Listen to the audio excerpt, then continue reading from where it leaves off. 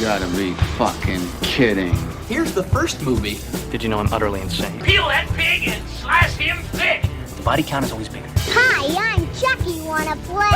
The fucking trees walked in those movies. Hi, doggy. What a story, Mark. The greatest trick the devil ever pulled. It's just like your opinion, man. Life moves pretty fast. If you want your sequel to become a franchise. 37 dicks. In a row? I'm your number one fan. Hello everyone! Welcome back to Marathon Me for our Predator franchise ranking. We did it! Let's go, boys. Let's go. We did it, and we recorded all these episodes in one go. And maybe one day Kane will stop clapping on the podcast. I gotta stop doing that. I'm these audio peaks are going off, man. I can't help it. It's a force to habit. I know, it's just too exciting. Exactly. I'm very excited. I'm like a clapping. I'm like a child. You know, when I get excited, I clap. You know? This is our shortest marathon yet, with only 4 movies, so it's going to be quite a quick one, I think. Yeah, definitely. And it's not going to be the final time that we're talking about him. I just burped. I didn't get emotional. It's okay. Oh yeah, damn. You're just so upset that we're finished the Predator movies. It's not going to be the final time that we talk about Predator, because you will join us next week to see us talking about AVP and that franchise, and then comparing the two. Very exciting. But I think this is very different to what we've marathoned before. Yeah, definitely. What's your overall sort of consensus? My overall consensus for the Predators franchise is, well, look, it had a lot of big shoes to fill because, you know, we came off the high that was the Alien series. Like, sure, it ended shitty, but, like, you know, the Alien series was, like, my favorite series that we've done so far, honestly. So going into this, you know, I was excited, but, you know, I was also thinking, like, okay, I've got to have reasonable expectations. And honestly, I don't love this series, honestly. I am kind of indifferent about it. I do not think it's a bad series, do not get me wrong, and I think The Predator itself is so fucking cool, but as films, they range from just like good to really fucking bad. Just indifferent. I sort of agree, man. It just doesn't really hit me that well. And I feel like that it more just feels like installments in a franchise instead of a continuous story. Yeah. Like, that's the biggest issue that I think I have with this franchise, which is that I don't think there's much of a through line. It's very disjointed, and definitely. I think that's because of the time between installments, as well as it doesn't feel like that anyone had a plan set out for this, and not like the next part in it. In a journey or in one sort of story, it's more like just different bits and pieces exploring a particular character. A particular concept. That's a good way of putting it. Yeah, I think that Predator seems to be an exploration of concepts instead of a continuous story. Yeah, definitely. And I don't find that as fascinating, because this is another thing. Is at the end of our Alien marathon, I'm like, oh my god, I've got this new appreciation because of this maternal thread that's throughout the entire franchise, even when we leave certain characters, where this series, I can't think of what the continuous theme is. Yeah, there really isn't one apart from violence is bad, but also good. But is it? Is it? Like, because we they make it look so cool in these movies. At different times, where at a lot of times I think it's telling us that, see, the Predator isn't really that bad. In many, like this species is not a dishonorable species. Yeah. But will still come to a planet with the intention of killing for sport. So what is it trying to say? It's trying to say to us, don't judge people by the appearance of their skin. Okay, don't judge the Predator because it's different. Like, organized violence is okay? Is that what it's trying to say? Where disorganized violence is not? It's bizarre, man, honestly. It's really disappointing. Like, you know, with we had that good through line and consistency in terms of story and themes with the Alien movies. And then here, like, I've been trying to think, like, what is, like, the central kind of theme of these movies? What kind of ties them together? And there's nothing really that does, apart from action and green blood and one-liners. That's it. Yeah, like this is I definitely prefer the character to the films. Like, the character of the Predator. Yeah, the Predator itself is great, iconic. I love it. But the movies on their own are just they're whatever. They range from whatever to fucking awful. Do you have other franchises where you like the character or like a main sort of icon of that franchise, but then you don't really like the movies that much? A lot of the Halloween, I feel like Halloween kind of. Oh, yes, a lot of that's movies fair. I'm not really that keen on. Even the original, I'm like, yeah, it's good, but like, I'm not in love with it. It's not my favorite movie of all time. Oh, I think what stands out to me is Elm Street. I don't like the Elm Street I was gonna movies. say, I was actually thinking of Elm Street as well, because like I haven't watched the movies in years, so that wouldn't be a bad franchise to do one day. But like, yeah, I even the first one I was never crazy about. Yeah, me too. None of them I really like. Where like Friday the 13th, I think I like something about every single movie. Yeah, no, there's a lot to love about those movies, as bad as they get. Yeah, so this sort of fits into that category. Yeah. But at least I do have to say that there are some that I do like, but I wouldn't say that I am like a Predator fan. Yeah, no, I wouldn't call myself. I call myself a fan. Yeah, a fan of the character, not a fan of the series. Yeah. Yeah, definitely. I think, though, that they are a marathonable franchise, as there is variety there, and I think that even just variety based on the fact that there's so much of a gap between installments that if you look at Predators versus Predator 1 or 2, then you can't help but see the giant jump in production values and the way that it looks and the way that it feels because it's 20 years later. And I think that is what makes this marathonable, is that they are all somewhat distinct. You could say that, yeah. And also with it only being 4, you can literally binge them all in a day, honestly. You can binge them all in like 7 hours. Yeah, I think. Yeah, honestly, too easy. That's get a couple of friends together. Which is funny because like we could have literally we're talking about how easily bingeable it is, yet we didn't watch the whole thing in one go. We didn't. We did 1 and 2 and then 3 and 4. No. We did 1, 2, and 3 and then it just got too late. We were both fucking tired because our schedules are just. It's bad. Mate, it's fucked. Terrible schedules. Oh my god. Yeah, mate, come on, man. I used to be out of a job, so I used to be like available whenever. Now I'm not available. You're always the one that wasn't available. Now I'm not available. I know, and this is my uni break as well, and I still am not available. Oh Bizarre. my god. I'm going back to uni literally next week, and I'm starting a new job as well, and it's gonna be crazy, but we'll find time. I think it's gonna be easier because I'll only have things during the week. Yeah. I think now our schedules are going to line up perfectly. Oh, because I don't get shifts on the weekend, so that's perfect. Yeah. Yep, I will only be working during the week for my job, and then only be doing uni during the week for uni. So we can do Marathon Me on like a Friday afternoon after my job, or like Saturday mornings or Sunday mornings. That feels like real adulthood now, having normal weekends. Yeah. Like, I really just definitely felt like I was in that adult transition period where I was working every weekend. Yeah. Just like just grinding out my job. Yeah. But now getting into like a career, then that's something more exciting. It feels more adult that I work in my Monday to Friday. Yeah. I'll talk about the job though in a different time. Yeah. Because there's one thing that I need to get off my chest about this franchise that I didn't mention in the last review, which I should have, but I'm going to talk about it now. As a continuous story, something happens that fucks up the continuity of all of them. It's going to mess up with the timeline for any other Predator movie to come because it just doesn't make sense with the world building. And what this is the idea and the decision to explore the future in Predator 2. You're still going on about this fucking future shit. Yes, but here I think that this is going to resonate with certain people, and I hope that it resonates with you, is that, so in 1990, they're predicting 1997 in Predator 2. So they've made their false future, and that is apparently canon for the rest of the Predator movies. But in Predators, not as like whatever. We don't know what Earth is like because we're not seeing Earth. All that we can do is assume, and let's just say let's not worry about that. Yeah. But in The Predator, we explore contemporary 2018, which is the normal 2018 that we experienced in the real world, plus Predator is there.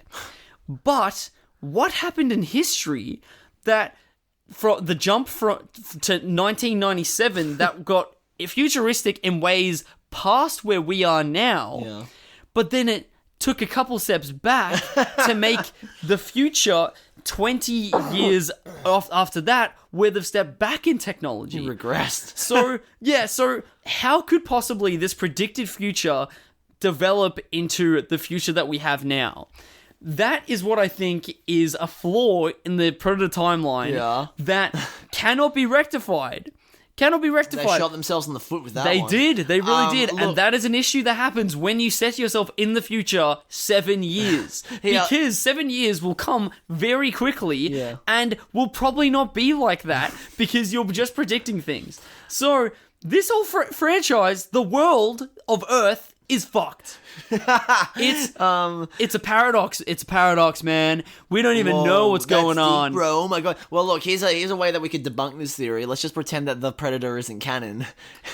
Just pretend that it isn't canon, and there you go. I did research, though, and pretty much it's saying every Predator movie besides the AVPs are canon. Nope, not anymore. Nope, the Predator's not canon. To continue the franchise, they almost do need to do that meticulous, like, retconning, which is lazy and annoying and a bit of a cop-out.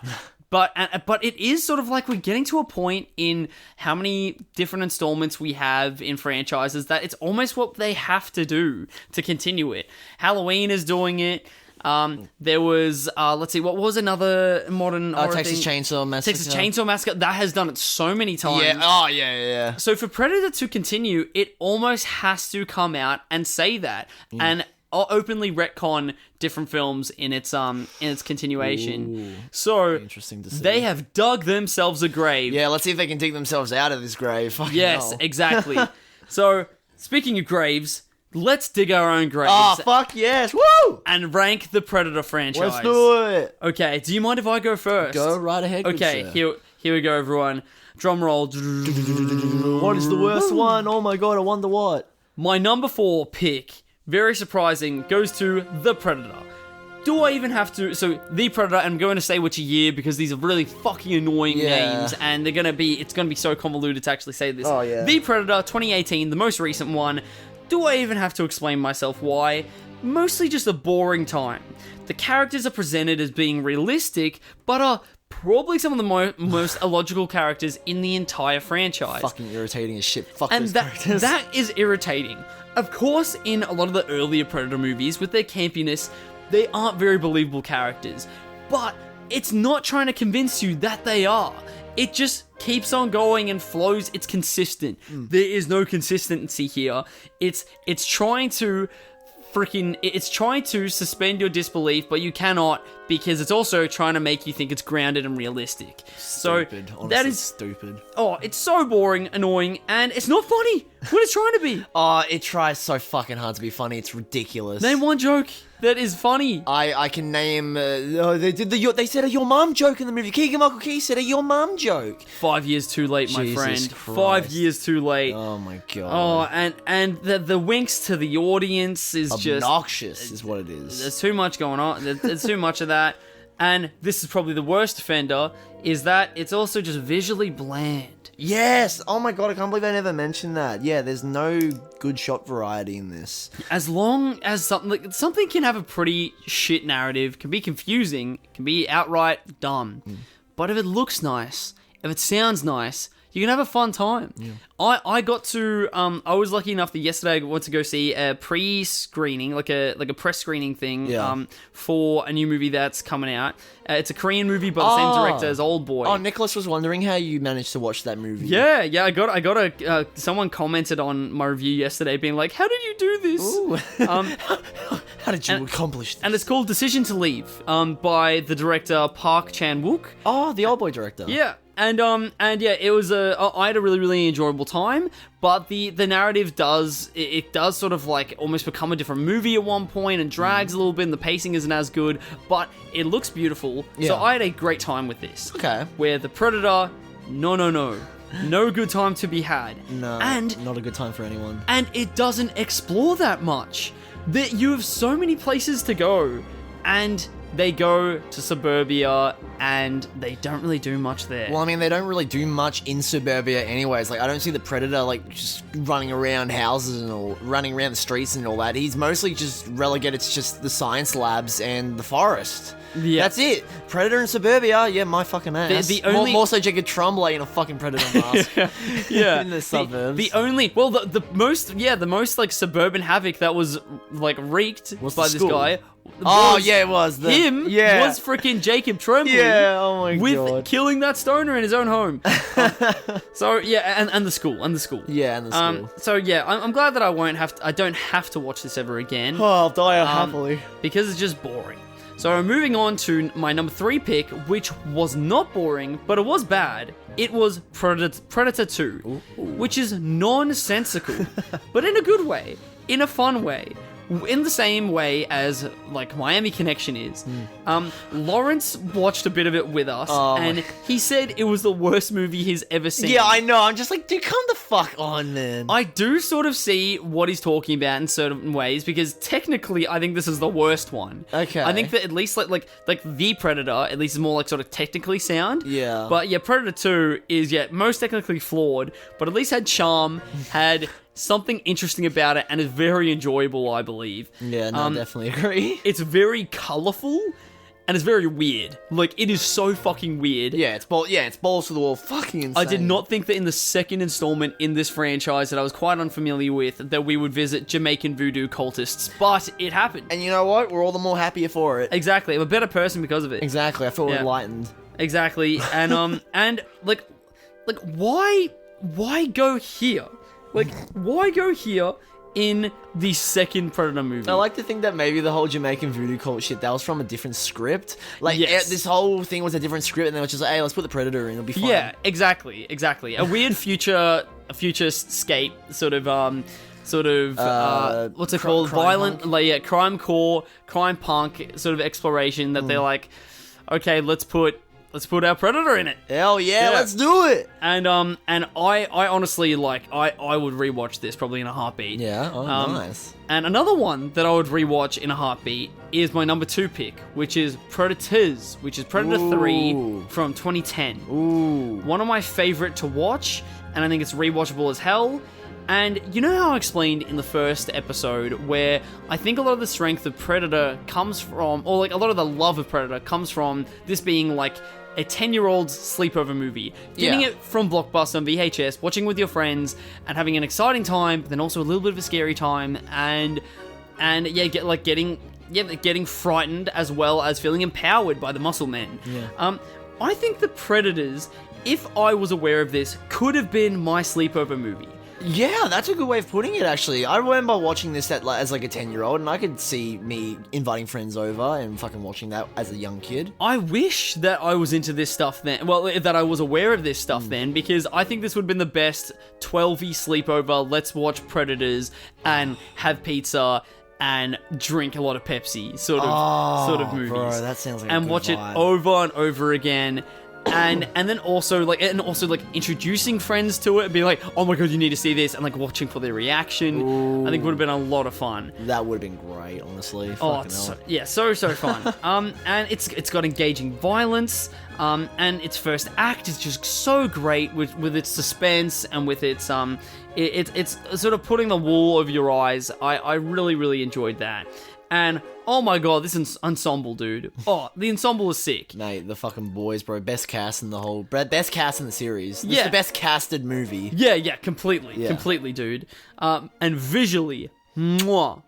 Oh, very sexy to look at. Does fall by the second act, and when Lawrence Fishburne comes into the movie, he fucks it. He definitely fucks this movie. Yeah, the movie does go downhill a bit. But. Yeah, but I feel like that is something that, like, you know, for the first 40 minutes, you guys at the sleepover, you're watching it, you really engage, and then at that point, you maybe start playing your DSs around like the Lawrence Fishburne time. You start playing DS, start talking to each other on Picto Chat, and you maybe, like, I don't know, build Lego or something like that together as well. Sounds fun. Like that would have been the sleepover plan. Where then my number 1 pick goes to, surprise, surprise, Predator. Oh. The first Predator, 1987. And even though that I did I have been justifying why I don't think that it's amazing. But I changed my mind because I'm sick of people bullying me, so I love this movie now. No, that's not it. No, I'm taking the piss. The thing is that I don't think it's groundbreaking, but I don't think any Predator movie is groundbreaking. I think it's the best Predator movie, though. I like to picture myself being sent back to 1987 and looking at it like as an introduction to the Predator, like an introduction to this character that you don't really know what it's about and you don't really know what its intentions are, and even by the end of the initial Predator, you still don't know its intentions. It only slightly, sort of subtly portrays that it's an honorable fighter and hunter, and you don't have any concrete explanation of what it's doing there and why it's there.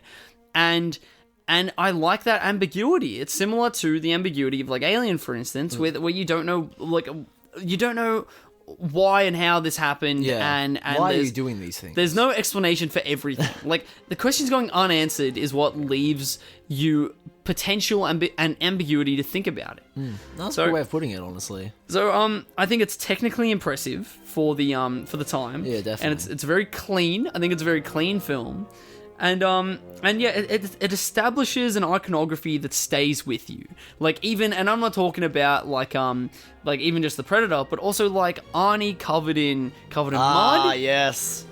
I think is very good. And also, whenever I have a doubt of, is Predator even that great in any way, I just have to think back to the parallel hunter preparation scene. Ah, so fucking of good. Arnie making his bow and arrow, and with no source material, it's impressive that that's what they got. Yeah, honestly. But I think probably the thing that puts me over the line for why this is the best Predator movie is that I think it's the one that has the most to say. Yeah. With its commentary on the way that we watch cinema that's set in war, and who we're rooting for, and in what way we're rooting for violence. Like, we don't know the justification of a lot of the people that are being shot and are on the firing line. They're just disposable bodies that we watch get killed, and we accept it, and we get entertainment from it, and then we move on. And if we imagine that the Predator in this film is the protagonist, then it's a similar thing going on with these soldiers in the forest. Okay. And I think that is what it's trying to say here with this initial Predator film. It's an interesting way of putting it, not gonna lie. I like that. I think that that's like the seed that's planted of the like Predators not being a malicious species. And that's where it sort of sucks with their Predator, because you just see it kill a bunch of random fuckers. But anyway, completely ruin it. Thank you, the Predator. Thank you, Shane Black. Yes, yeah, exactly. But I think that a movie that has something to say has more purpose on this earth and in the lexicon of cinema. Not bad. Yeah, no, that's a good way of putting it, honestly. And that's my ranking. That is beautiful, man. That is beautiful. Alrighty. My ranking. Okay, now it's Kane's turn. Woo! Boo. No, okay, so, number 4, goes without saying, it's 2018's The Predator. Like, I mean, you guys heard the last episode. You guys know you guys could hear how furious I was, and, like, I don't really know what else to say that hasn't been already said about it. It made me angry watching it. It was just a joyless bore. Not funny, not entertaining. It's trying to recapture that kind of like that 80s action macho shit that was featured in the original Predator, and with, quippy one-liners, since, MCU was so big at the time. You're like, oh, every action movie's gonna have the big one-liners and funny quips and all that, but it doesn't work. It feels obnoxious. And, like, sure, you can say that, like, oh, because I'm more of a horror fan than a action movie fan, then, like, oh, that you just don't like the movie because it's action heavy. Like, no, like, I don't know, I prefer a balance of tone, you know what I mean? And, like, or at least the jokes to be funny, or some shit. Thinking about the humor and how it's presented in The Predator, and how I think it aligns with an MCU sort of humor, this is what I think it is that a lot of the jokes in these films feel like that the characters and who they're presented to be, so, you know, superheroes that are more powerful than any human being on this earth, that can fly through space and freaking destroy giant villains in MCU, and then also these macho men sort of super soldiers that we see in the Predator. It's like that is their character until they pause to be human for a second and make a joke. That's what is unrefreshing about that humor, right? Is that let's pause their character so they can be human and then resume who their character actually is, just, which is these super soldier sort of forces of power. It always just comes out of nowhere, and it always just feels unneeded. And also, a lot of the jokes go on for so fucking long. Like, a lot of they try to do like improv banter, I feel, like, especially with Keegan-Michael Key trying to do some improv, I feel, in the movie. And it just feels like I'm watching a fucking Family Guy bit. You know how, like, they always drag on jokes for way too long? Like, it feels like I'm watching a Family Guy bit, you know? It's fucking... Oh, my God. What do you think of that, Shane Black? All your jokes like Family Guy skits. Oh, yeah, take that, bitch. Fuck you. Make Nice Guys Part 2. Actually, no, don't do that. I'm worried you might ruin it. But yeah, like, also the fact that they kill the original Predator dies from the new Predator. Like, look at this new and improved Predator coming in, killing the old stuff. It's like, fuck off with that shit, man. Fuck off. Yeah, that is fair. That is fair. Not a fan. Not a happy Predator. No, I shouldn't call myself a Predator. Oh my God. Oh no. Oh my Jesus. I was gonna like do like what you did on your Letterboxd review, is like not a happy alien right now. But I realized, okay, yeah, you're not a happy Predator. I revoke that last statement. I want no more playgrounds for you, Kane. I want to strike that from the record. Okay, let's move on to your number 3 pick. Yeah. Anyways, but fuck the Predator though. Fuck that movie. It's gonna get me cancelled now for calling myself a Predator. Oh, I think your number 3 pick may also get you cancelled. Yeah, number 3 is Predator, 1987. Oh no, what? Now look, I know that this movie and The Predator are, you know, like one after the other, but keep in mind there is a huge gap in terms of like quality. No, like a huge gap in terms of quality. Like, I do not, just because this is number 3, I do not think it's an awful film whatsoever. No, sir. I think it's a good film. I understand why people love it. I understand why it has become very influential, and I appreciate it for, you know, a couple good Arnie one-liners, some fun action set pieces with you know, the third act and everything, and introducing us to the little Yelcher we all know and love, the Predator. But I'm not a fan of those, you know, those 80s macho heavy action. At least most of them. I'm not a big fan of, like, you know, 80s action movies that like the Rambos and all that, you know what I mean? Yeah. I'm not too keen on those, and like a lot of them. But yeah. Have you seen the Rambo franchise? No. But I say that I don't like them. They just don't appeal to me. I should have probably rephrased that better. That's fair, because I thought that it wouldn't really appeal to me either, but I think Rambo, just because I'm here like defending Rambo, that I think that they are very good films. Okay, I think I know First Blood Part 1's supposed to be a good movie, like a genuinely good movie, but then, like, you know, the other ones just seem like just generic action schlock. I think it's interesting where this franchise goes. Mm-hmm.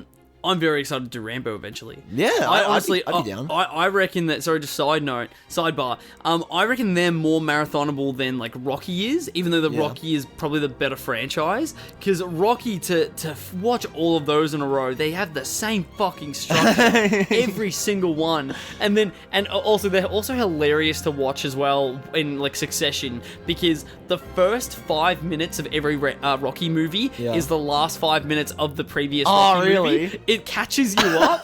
Previously on Rocky. Pretty much. It pretty much does that. And you can, and if you watch them all in a row, then you double up on endings and beginnings. It's great. Just in case you missed the ending, don't worry, we got it. Don't worry, we got your fam. We're playing it again. Yeah, exactly. Where Rambo is the whole sort of like Predator thing of same character but going to different biomes, okay, and then you see them in a different environment, how they interact there. But anyway. Interesting. Yeah, no, but like, what else don't you like about this? Your fucking workmates are gonna kill me, bro. You'll never be invited into a JB Hi-Fi ever again. Good, I don't want to go to your JB Hi-Fi. No, but I know characters is not like the biggest focus of an action movie, but I can't get behind any of these characters. They're either just, most of them are just, there to die, really. Like, you got some, decent casting, Jesse Ventura, Shane Black, fucking, Carl Weathers. Carl Weathers, and of course Arnold Schwarzenegger, but like, pretty much everyone's there just to die, really. There's nothing really to their personalities that separates them. I mean, there are bare bones things that separate the characters, but there's nothing that's making me go, oh no, he died, and all that, you know what I mean? Yeah, well, like the characters in an action movie, right? That's what gives it weight and what gives it stakes. Yeah, if you don't like the characters or you're not really attached to them, then you don't really care when they die. Like, they don't need to be the most deep people ever, but just a little bit of characterization, where with this movie, I just don't feel like anyone feels like a real person. Yeah. And, like, I just don't, not the biggest fan of it, honestly. Characters dying don't mean anything, but people dying means a lot. Yes, precisely. Not to Jacob Tremblay, it doesn't. Yeah. Besides Rory from The Predator. Yeah, but no. And also, a lot of the first act of this movie, I don't care for, honestly, because it's just walking through the jungle, shooting guns, people falling, and it's just a lot of falling, and it's just not. It just does nothing for me. Am I being too pretentious or some shit? But like, I don't know. It just does nothing for me. No, that's okay. Yeah, it's just not my thing, and yeah, that's all I really have to say. I think. So, what do you like more than Predator? Oh, well, Predator 2 is my number 2, boys. 2 for 2? And, this, it is going to be kind of controversial since a lot of people do not like this movie. And it is the worst film that Lawrence has ever watched. Yeah, apparently, you heard it from Mr. Lawrence himself. Worst movie he's ever seen. But, it's a bad movie. Like, no doubt about it. It's fucking terrible. But it's that good kind of terrible, you know what I mean? I could almost consider it a so bad it's good kind of movie, because it's nonsense. It literally opens up and just throws you in there. It's like, okay, get the fuck in there. Like, there you go. It's like, it just chucks you in the deep end, and you just overwhelmed with just guns and future shit and voodoo and Danny Glover. Yeah. And it's like, whoa, what the fuck? But no, I think what I love about this movie is that, like, the first Predator is like a very simple movie, honestly. It's very simple, very bare bones in terms of its story. Oh yeah. And like style and tone. With this, they just fucking threw whatever at the wall and see what stuck. Like, you got the generic fucking renegade cop story, handing your badge, handing your gun type shit. You got fucking voodoo, Jamaican voodoo cults. Well, no, and then you also, it's just like, this whole movie is basically a melting pot of just random shit. You know what I mean? Like, you're not wrong, man. Just random cherry-picked stuff. You got the Predator just vibing in the city.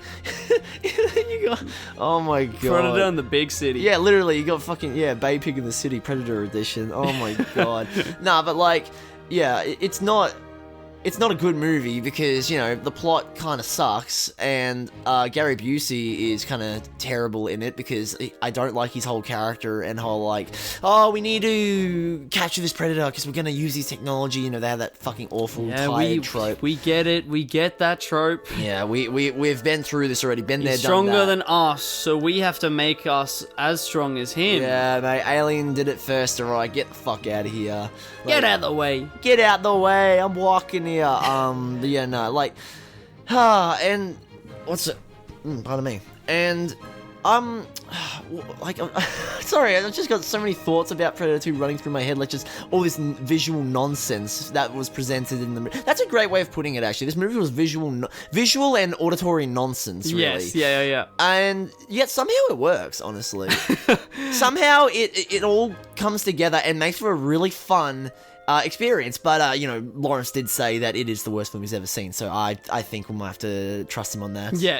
Yeah, I think we are gonna have to revoke our opinions and, delete the episode. You're like, actually, it's worse than The Predator. Yeah. Now that I have gotten Lawrence's opinion, even though I had more fun, even though I had more fun with this than The Predator, yep, nope, this movie sucks.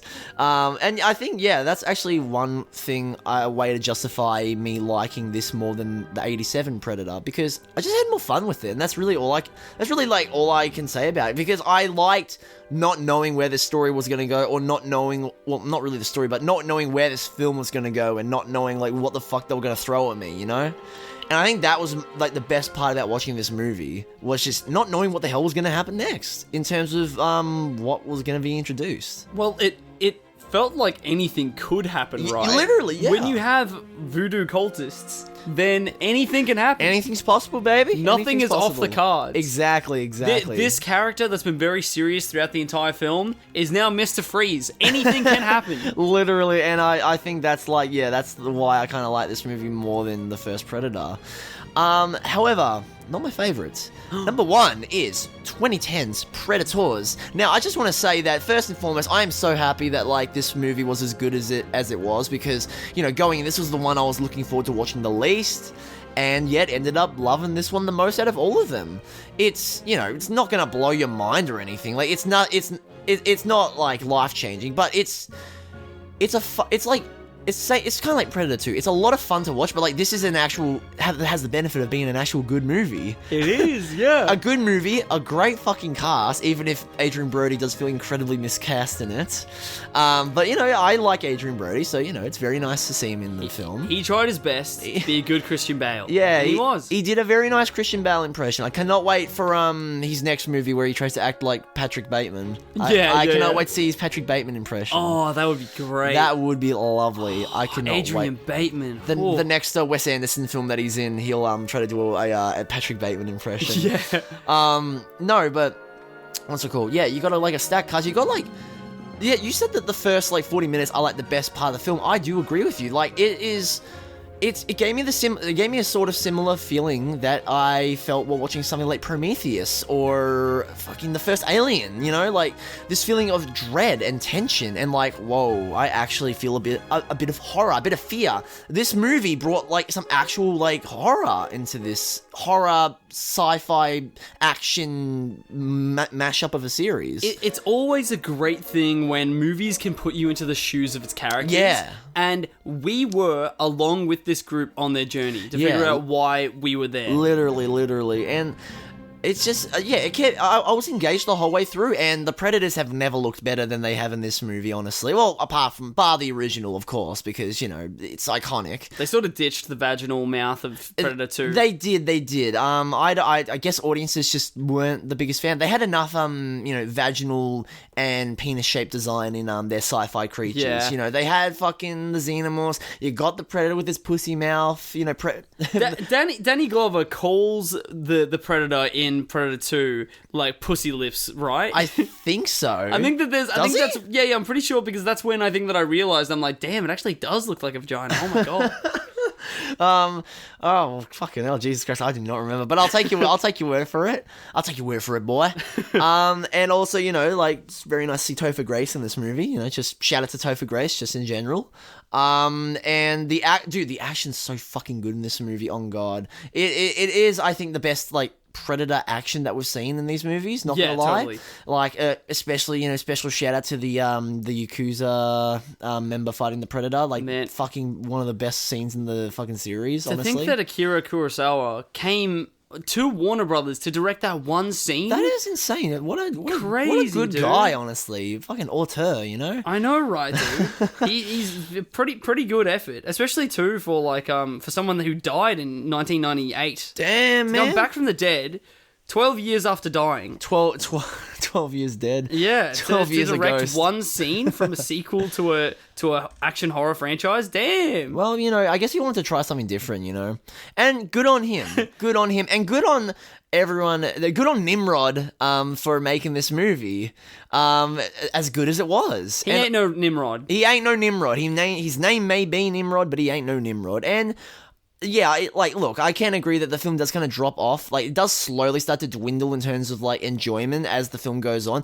Like, the stuff with Lawrence Fishburne, yeah, it kind of, like, gets to a bit of a slow drag. It's not bad, but it's nothing interesting. And then the third act, it's fun, but it's kind of not the most memorable and all that. But, you know what? I love what I got. I'm very happy with, and honestly, I could definitely see myself watching this again. And also, I love your whole. This is like how kids back in the 80s would have like the Predator as their sleepover movie. This, I feel like, is a sleepover movie for kids these days. The movie in question being Predators. I think that, like, I don't know if I would say these days. I think in our days, like, it is weird to say because it's only been like 10 years. Yeah, but I think that it sort of does change it, because this still could have been a movie that we could have gotten from Blockbuster on DVD or Blu-ray to like bring home. Where I think now, sort of like, I can't. Okay, maybe not now. Maybe like now it would be some Netflix thing. Yeah. It would be some like freaking Netflix thing that is advertised on TikTok as the scariest movie ever made. Oh and my it's not really that god! scary. Did you see ads for like that one movie called? It was like it's some demon movie or whatever that people were like. This movie's so scary that people have not finished watching it or something like that. Do you know what I'm talking about? I don't, but I do have my own. It was like directed by the dudes that did the Wreck, and I was so excited to watch it. And I was like, "This is fucking boring. This sucks." Well, I recently got told by a friend that I had not seen in years. Yeah. He was like, "Have you heard about this movie that's so scary? People die watching it."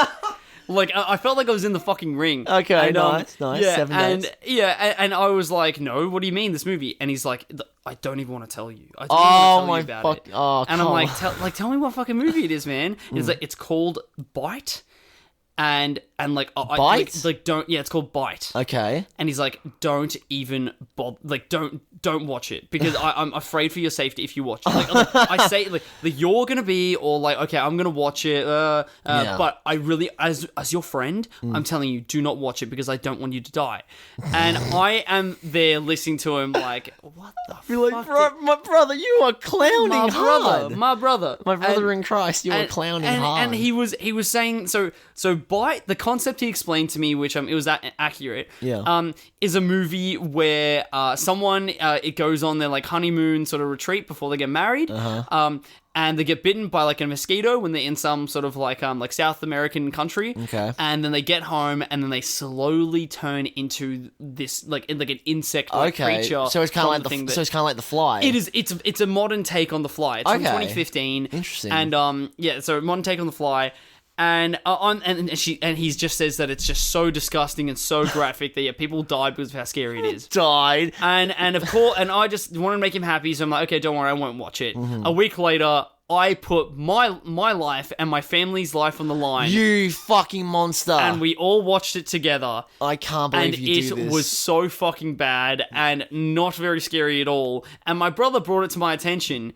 Dude, he would have just seen a TikTok that said people have died and then literally taken it as gospel. Oh my god. Because it's like, it's graphic, but it's not death-worthy. It doesn't. It's not a cursed freaking movie. People died during this movie. They killed themselves because of how shit this movie is. Yeah, exactly. That's like me saying Alien Covenant is the scariest movie of all time. People have died watching it. Why? Because I wanted to fucking hate myself watching it. Yeah, Jesus because of suicide. Oh, yeah. And I just find it like bizarre that he was convinced. This is a grown man. Oh, this is a grown man. Wow, that is great. I love that. Here's my Letterboxd review. Okay. The reason I watched this was because a friend told me that people have literally died watching this film. I don't know what sort of clickbaity TikTok that my friend watched and relayed the information onto me, but to these supposed individuals, I'm sorry that this was the last film you ever saw. I like that. Wait, can I see the poster? Yeah, totally. I'll just continue reading. Okay. The practical effects I felt were done quite well and endeared me as well as made me feel gross, so props to that. But that is probably the only pro of this film. Unconvincing characters and dialogue, and poor acting, with exception of the lead, really let this one down. I liked the sense that the story was going for an allegorical approach, but there were moments that I forgot this. Emotional moments that should have been impactful lacked the proper weight they should have had. I believe this film should have been more on the psychological horror side, and I assumed that at certain stages of development, this was the intention. But execution-wise, the film came out as an empty body horror. Dang. Ultimately, glad it didn't die. Yeah, I'm very happy that despite the fact that you put them at risk, Rhys. I know. I'm glad. It would have been very embarrassing if I survived, but then my family died. Yeah, I don't know if I could be friends with you anymore, knowing that you disrespected your friend's wishes and put your family at risk. I haven't told him yet that I've watched it. Oh, dude, actually, that would be so. Dude, I can't wait to tell him. I would love if he just full on the excommunication. Oh my god, Kane's dying because he looked at the movie poster. He is looking at the movie poster right now. Yeah, no, but just the thought of him just dropping you, just full on punching you. He's like, Rhys, how could you do this? How could you do this to your family? Fool. You fucking idiots! Yeah, god damn it, Rhys. So did not die. That's good though. That's good. So maybe that's the sort of equivalent now. But anyway, that the whole Strength of Predators with adapting that essence. Yeah, I love that. Where it's a very sort of because that's something that I feel like you cannot it's really hard because you focus on the little details to make this thing. You focus on a script, you focus on the props, you focus on the mise en scene, the direction, all those sort of things. Yeah. But you cannot you don't know the effect and the impact, the overall impact that it's going to have on culture and on people and how it fits into people's lives. That's the thing that's the hardest to control directly because everything has to go into everything has to work together well enough to form it into whatever impact it has on people. And somehow transferring that essence and adapting that to a new generation is pretty fucking impressive. Oh, definitely. Yeah. And shows that Nimrod ain't no Nimrod. God bless Nimrod.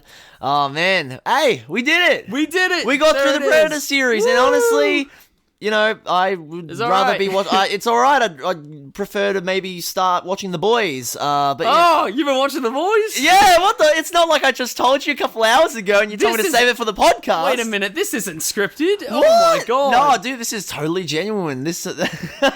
Well, I literally 2 days ago just finished watching the most recent episode of The Boys, so I'm completely up to date. So okay. All 3 seasons. And I have only I only watched episode 1 maybe 2 nights ago. I was gonna binge more of it, but I had work the next day, and I was like, okay, I don't want to fuck my sleep pattern. But yeah, so I watched the first episode, and I'm hooked. I want to see more of this, and I think the best thing about starting now. Is that I literally have no idea what's going to happen. I have had very little spoiled to me about it. I don't know anything that's going to happen. So, and it's been a while since I've started a new show, that I don't know what's going to happen. Even fucking Stranger Things season 4, I had some big things spoiled to me, which I will not say. Thank you. But I did have some things spoiled to me. And that sucks. So that's why it's really, even though I'll see a lot of memes of The Boys, it's a lot of out of context shit that I have no idea what the fuck it has to do with anything. So I'm very excited to be going into the show. I'm so glad that you're liking it. And man, that first episode with it ending with London calling. Oh, yes. So fucking good. Really great, really great. And man, so what the first episode did to me is that it really, really it really, what's it called? Honed in on that freaking, the vulnerability of just wanting to find a character that you can identify with. Yeah. And the main character, Huey, in this TV show is literally a lanky white guy who works at an electronics store. It's literally you. I literally was thinking during the episode, it's you. You guys even have the same similar hair. With curly upwards hair, who wears button-up shirts that are rolled up sleeves and t-shirts underneath. It's am I just any skinny white nerd? Yes, bro. But he represents me, and he gets a. Oh no, actually, no. I won't spoil anything. Okay, don't. Yeah, and he gets to hang out with superheroes, and he gets to be empowered and very nice. look for revenge. I just did a very, very weird I was thing. gonna say this man was just grabbing his tits just before. He was rubbing them in a clockwise motion. But yeah, when I started watching this show, I'm like, oh my god, it's me, bro, it's me. Well, wait, if so, like I'm watching Taxi Driver, and you're like, Travis Bickle, this dude is literally when me. I'm watching Drive, I see Ryan Gosling, I'm like, he's literally me. I literally have his jacket and a hammer at home. I'm just the driver. I have a hammer. I can't talk to girls, dude. I'm not a fucking virgin. I'm just the driver. I'm mysterious. I'm a real human being. Exactly. What's it called though? Fucking hell. Why am I forgetting Carl Urban's character's name? I'm Butcher. Yeah. Fucking mate. If you're Huey, I'm Butcher, bro. Oh, okay. Beard, fucking, I don't know. Sure. He says cunt a lot. I say cunt a lot. He does say the C word quite a lot. Yeah, no, but very, also, I do quite enjoy that in this episode, they're doing the whole, like, oh, Homelander is the honorable Superman type character, and then, spoiler alert, they show him at the end of the episode, like, fucking mowing down that plane, like, with the laser sight. Yeah. And I was thinking... Well, that's the whole, like, crux of the whole series that I know, but, like, I didn't think they were going to introduce that till, like, later on in the show, like, at least maybe an episode or two. I thought they were going to try to, because like going, I'm like, okay, Homelander, fuck off with the bullshit. I know you're a fucking mad cunt. Like, Jesus. The best thing about the entire series, I believe, is like all this contemporary, all this commentary on fame, and like what fame does to you, and like and even though it makes you really powerful in some ways, it also makes you so easily manipulated because your reputation is everything. Yeah, and I can get that vibe from the show. I think you're gonna love this show. I am very excited to keep watching. Honestly, I'm very much looking forward to going home, making some food, cracking open a cold one, and just watching The Boys. And if you would like us to continue talking about The Boys, we'll be starting soon our The Boys Watch The Boys podcast. Oh, let's fucking go. The Boys Cast. The Boys Cast. I like that. No, that actually won't happen. We have nowhere near enough time. But I would love to. That'd be cool, a little future project, Yeah, But, exactly. maybe I'll give some... When season 7 of The Boys is out. Maybe, like, during later episodes of whichever series... Like, maybe during the Alien vs. Predator or, like, later episodes, I will maybe drop do some updates. Yeah, I'll drop in some of The Boys updates. Yeah, exactly. Why not? The Boys talk about The Boys. That'll be our segment. I do love that. So, let's... Okay, it's very, very quick, the overview of different sort of media that... we'll just sort of touch on that from the Predator franchise. One thing that I showed Kane just prior to recording is something that I found called the Predator Holiday Special, which we'll play a little bit for you here. Looks like someone's staying on the naughty list. Larry, light him up! Ho, ho, ho, you ugly mother... Larry, you son of a bitch!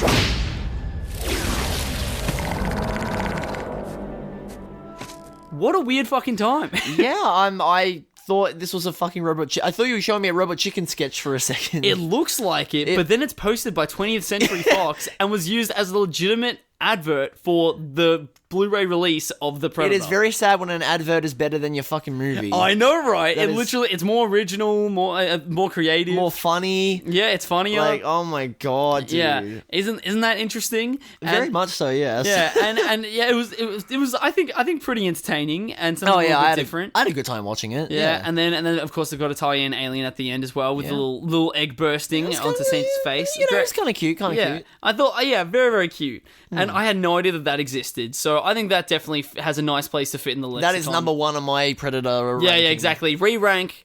Yeah.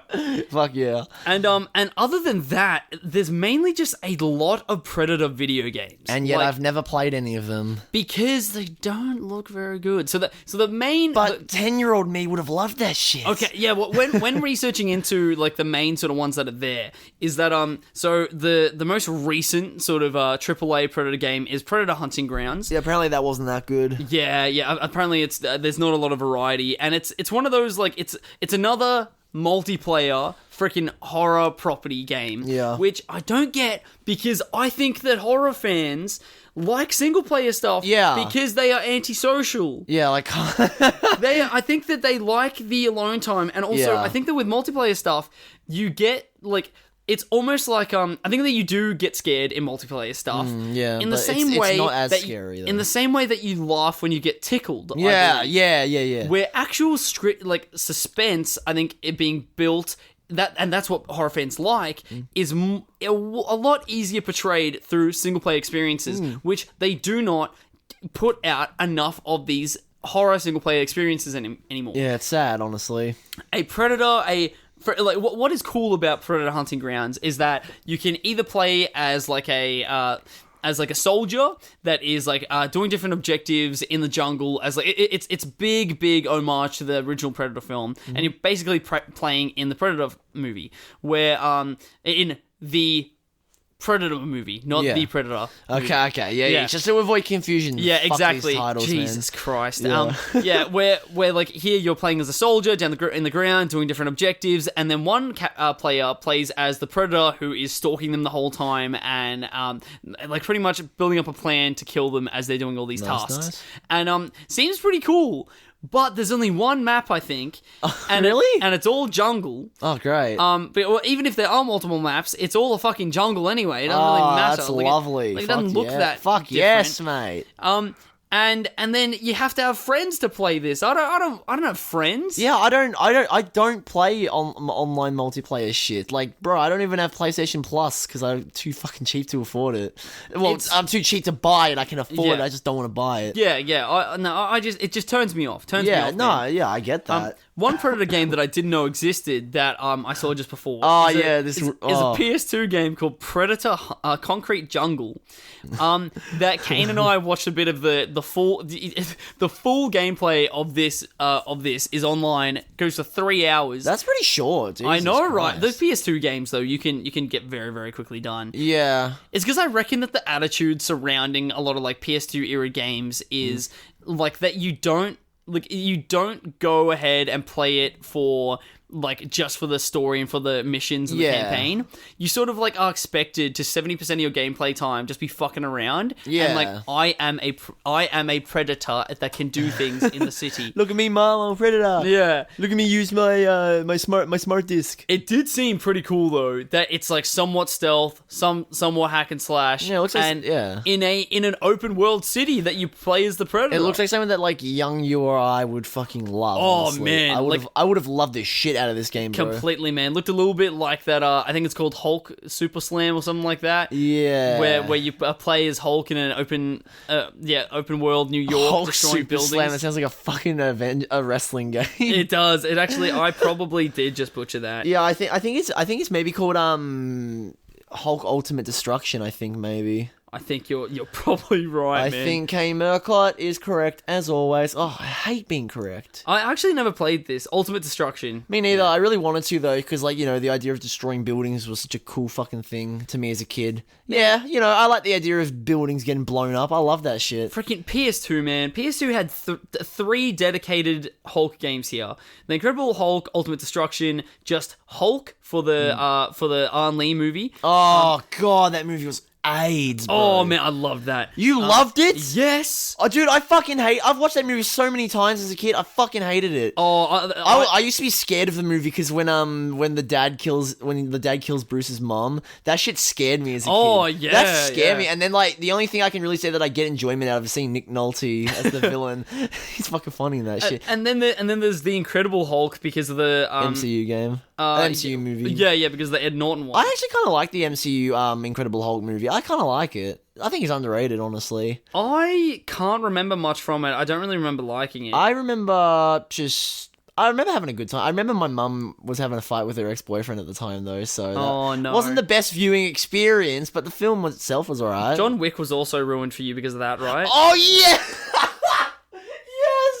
Yeah, watching fucking John Wick for the first one for the first time, and I'm already upset because you know the dog dying was a sad scene, and then fucking my dog died in real life, and then mum and dad just fucking having a really fucking heated fight outside, like not a great experience. I managed to, but then I rewatched John Wick and I was like, okay, much better. Which also, Rhys, I'm so fucking excited for when John Wick 4 eventually comes out. When John Wick 4 comes out, we will do John Wick for the podcast. Yes, that is happening. Yes. We will do it as a celebratory I'm thing. so fucking excited for the John... I really just want to rewatch them all now. Do you know is there a release date for John Wick 4 yet? I have no idea. I'm assuming like not for a while, honestly. Oh, I reckon... Oh, it says 2023. Speaking of John Wick, I watched that Saul Goodman movie, Nobody, which is very kind of John Wick-esque. Did you like it? I thought Nobody was okay. I thought it was fine. I kind of wish it was better. I kind of wished it was better. It did nothing for me, man. Really? It was literally again, I heard at work a lot of people were like, "Oh man, yeah, it like redefines the genre," and no, it doesn't. I don't think it does at all. I think it's really just like it's just John Wick with freaking. It's like some Warburton, right? With Slip and Jimmy, bro. Yeah. Wait, what'd you say, Warburton? What? Bob Odenkirk. Oh yeah, Bob Odenkirk. I mean, half of my fucking enjoyment from the movie was just making Better Call Saul jokes to myself. Yes, I make jokes to myself when watching movies alone. Okay, everyone does it. Yeah, okay, I talk to myself. Yeah. Yeah, I'm a little bit deranged, as one might say. I got 7 personalities. What about it? I'm just so different. I'm so different. Me and all my personalities are different. Okay, let's wrap it up because there's only one more thing about video game appearances. All right, also, sweet. Predator appears in Mortal Kombat X as a playable character. Amazing. Also appears as a playable character in Call of Duty Ghosts, which we also mentioned. Really? Yes. Oh, okay. I didn't know that you could play as the Predator. Me, as a freaking sucker preteen, bought the season pass for Call of Duty Ghosts only because in the second DLC pack there's a map, like an online map, where if you get a care package, then you can unlock the care package and become the Predator. Oh, you clown, bro. Yeah. You clowned yourself. But honestly, I got a lot of gameplay out of that. Okay, man. well, that's good. Being 13 or 14, having friends over, and then doing like a bots mission, like putting bots to easy so you can rack up kills really, really easily, and then like playing with them, so like you and your friend in a team against like 10 other bots around this map, and then you become Predator, and then you just go around destroying people. That does sound nice. That does sound like fun with your friends and all that. It was a lot of fun. I think worth every cent. That's good. Yeah. That's very, very wholesome. As well as, did you know that one of the newest Ghost Recon games, Wildlands, has a Predator DLC pack, which is like a Predator. Are they still making those fucking games? Those Ghost Recon? Oh, they do not look good. They don't look good at all. They do look very, very personality-less. Yeah. Yes. Well, I mean, Ubisoft does those games, right? Yeah, they do. Yeah, well, I mean, it's fucking Ubisoft. So, like, you know, a lot of their shit has no personality. Did you ever play Watch Dogs Legion? I did not. I watched a full Let's Play of that. Because one of my favorite YouTubers, Uber Haxanova, was posting it, and I was like, because like I love watching Let's Plays while eating, and I eat a lot. Well, yeah, not anymore. You should see how fat Kane's getting. Dude, I look like Peter Griffin at the moment. Yeah, bro. Yeah, exactly. I'm a real fan. That's how he got through he got through this entire playthrough of this probably like 40-hour game. Got through that in half a week. Look, I didn't watch it like consecutively. Like the guy would release it like maybe weekly, like a new episode weekly of like the game of the Let's Play. But I'd be watching it and I'd be like, wow, this game looks fucking awful. Like it's just the most like soulless fucking boring shit. Watch Dogs 1 and 2 are very, very soulless. Yeah, actually, yeah, now that I remember, because I played a little bit of Watch Dogs 1 and 2, I remember I borrowed the first one from you, and literally the only good thing I can say about the first Watch Dogs is that I discovered a Smashing Pumpkins song from it. Oh, nice. I discovered some good music from Watch Dogs. One of their latest songs, My Love is Winter, and I was like, oh, this is a banger, I like this song, and then I never touched the game again. Yeah, that's the only good thing about Watch Dogs. It's very, very soulless, and then Watch Dogs 2 is soulless, but then attempting to pander to like Gen Zers and social media. One of the first lines, like they reference that fucking, it's like the secret cow level from that one game that was a meme, and it's like, fuck off. Yeah. Oh, look, he has a yo-yo for a weapon. Oh, look at these. Oh. It's like, this dude has like a rat mask. He has like a cool mask. Look at this guy. He's like Daft Punk. You guys like Daft Punk, right? He is like Daft Punk, like, fuck off, man. Speaking of Ghost Recon, there's 17 Tom Clancy's Ghost Recon games. What? 17 of them. What? Yep. Not even kidding. What the fuck? There's 8 of them since 2010. Oh my god. Yep. Jesus Christ. Ubisoft time to pack it in, mate. I know, right? And frickin' Predator is in one of them. Oh my god. And as well as the best video game appearance of Predator goes to Fortnite. Yes! He's a playable character in Fortnite. Fortnite mention, yes! Oh my god, how bizarre. Fucking every IP is going to be in Fortnite. I know, that is going to be like the Ready Player One. Oh dear god, of our generation. Don't bring up that fucking awful movie. Oh my god, how bizarre. Terrible movie. I never thought that I would see Predator and freaking John Wick take on Thanos together. Yeah, well, you know what? We're all the more better for it. Is that? It's all in good fun. Yeah, Chapter 2, Season 5 is where the Predator skin comes from. Christ. How weird. I don't think I've touched Fortnite since, like, 2018. Back when I was in my... since 2018 when I was still in my first relationship. Like, bro, that's how long it's been. I was a completely different person back during the last time I played Fortnite. That's how you measure life, right? Yeah, pre-Fortnite, post-Fortnite. Yeah, exactly. Before Fortnite. Yeah. BF. Oh, it's it's currently 2022 BF. AF after Fortnite. Yeah. Oh my god. Oh well, thank you for joining us on this journey, getting through Predator. We went from Predator to Fortnite and back. Oh, it's beautiful. Thank you everyone for your time, and we'll see you next week for the very special The Ultimate Showdown. Alien vs Predator.